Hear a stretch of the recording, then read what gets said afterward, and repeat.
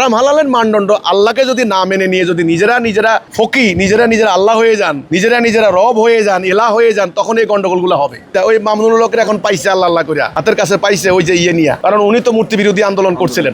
এটার একটা দ্বিচারিতা, এদের এই ধরনের দ্বিচারিতার কারণে আলেম ওলামাদের কাছ থেকে মানুষ বিশ্বাস হারাচ্ছে। এরা কয়দিন আগে বলবো এটা জায়েজ না জায়েজ, আবার পরের দিন বলবো এটা জায়েজ। তো ভাই এটা ঠিক না। ইসলামের নীতিগুলো মানদণ্ড নাই। তো আল্লাহ যেটা হারাম করেছেন ওটা সারা জীবনের জন্য হারাম, আল্লাহ যেটাকে হালাল করেছেন এটা হালাল। এই মানদণ্ডে আপনি না আসা পর্যন্ত ভাস্কর্য আল্লাহ হারাম করেন নাই। তামাসিল শব্দটা ব্যবহৃত হয়েছে সুলাইমান আলাইহিস সালামের ঘটনার পরিপ্রেক্ষিতে। মূর্তি পূজা আরেকটা শব্দ। তো আল্লাহ মূর্তি পূজা হারাম করেছেন। এখন ভাই হারাম হালালের মানদণ্ড আল্লাহকে যদি না মেনে নিয়ে যদি নিজেরা ফকি নিজেরা আল্লাহ হয়ে যান, নিজেরা রব হয়ে যান, ইলাহ হয়ে যান, তখন এই গন্ডগোলগুলো হবে। এখন বলা হচ্ছে ভাস্কর্য জায়েজ আছে, মুখমণ্ডল না থাকলে জায়েজ।